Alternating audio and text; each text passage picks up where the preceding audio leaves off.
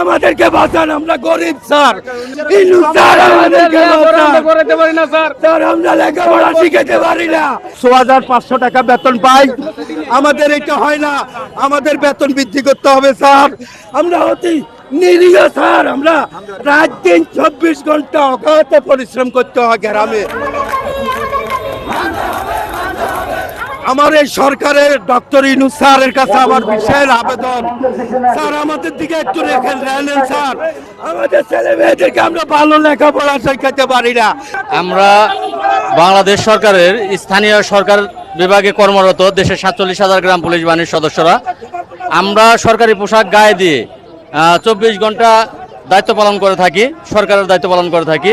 কিন্তু আমাদের বেতন মাত্র 6,500 টাকা নির্ধারণ করা হয়েছে।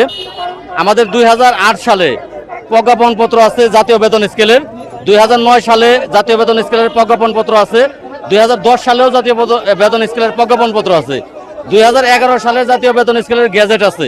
কিন্তু আমাদের সেই গ্যাজেট মোতাবেক বেতন না দিয়ে আমাদেরকে নামমাত্র 6,500 টাকা বেতন দেওয়া হচ্ছে। যেই কারণেই আমরা জাতীয়করণের এক দফা দাবি নিয়ে, আর সেই সাথে আমাদেরকে স্বরাষ্ট্র মন্ত্রণালয়ের অধীনে যেন অধীনস্থ করা হয়, যেহেতু আমরা গ্রাম পুলিশ নাম এবং সরকারি যত সব আইন শৃঙ্খলা বাহিনীর পুলিশের সাথে আমরা কাজ করে থাকি। আমরা যেই সব গ্রেপ্তারি পরোয়ানা জারি করা হয় আদালত থেকে, সেগুলো আমরা তামিল করে থাকি। অতএব আমাদেরকে স্বরাষ্ট্র মন্ত্রণালয়ের অধীনস্থ করতে হবে এবং পুলিশের ন্যায় সময় স্কেল দিতে হবে। আমাদের পুলিশ কনস্টেবলের যে গ্রেডটি আছে সেই গ্রেডটি গ্রাম পুলিশ বাহিনীকে দিতে হবে এবং যারা এইখানে দফাদার আছে দফাদারকে পুলিশের এসআই এর যে গ্রেডটি আছে সেই গ্রেডটি দিতে হবে।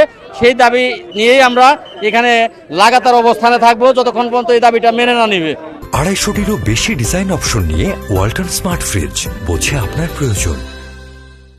না, আমরা আজকেই এখানে সকাল 10 ঘটিকা থেকে অবস্থান করছি। আমরা এখনো কোনো প্রকার আশ্বাস পাইনি। সংবিধানে আছে একজন নাগরিক তার চাকরির বেতন দিয়ে 5টা মৌলিক চাহিদা পূরণ করবে: খাদ্য, বস্ত্র, বাসস্থান, শিক্ষা ও চিকিৎসা। কিন্তু আমার 6,500 বেতন দিয়ে আমি কোনোটাই পূরণ করতে পারছি না। অতএব বাধ্য হয়ে আমরা এখানে আমাদের সকলের একটাই দাবি জাতীয়করণ। এই দাবির সাথে আমরা সকলেই একত্র আছি। আসলে সেটা বলতে গেলে এই রাষ্ট্রের লজ্জা। এই পোশাক পরিহিত বাহিনীটির সদস্যরা এই চাকরির পাশাপাশি তারা রিক্সা চালায়, ভ্যান চালায়, অন্যান্য যে শ্রমিকের কাজগুলো আছে সেই শ্রমিকের কাজগুলো করে জীবন নির্বাহ করে। আসলে বর্তমান সরকারটি বৈষম্য বিরোধী সরকার। এই সরকার বাংলাদেশের বৈষম্য দূর করার জন্যই গঠন করেছে সরকার। তো দাবি পূরণ না করা হলে আমরা কি করব আমরা সেটা বলতে চাচ্ছি না। আমরা বাংলার জনগণ সহ সারা বিশ্ববাসী জানে যে বৈষম্য দূর করার জন্য এই সরকার গঠন করা হয়েছে। অতএব আমাদের বিশ্বাস এই ছাত্র সমাজ, নাগরিক সমাজ, বর্তমান যেই সমন্বয় কমিটি তারা আছে, তারা এই দেশ পরিচালনা করতেছে, তারা অবশ্যই আমাদের এই দাবি পূরণ করবে।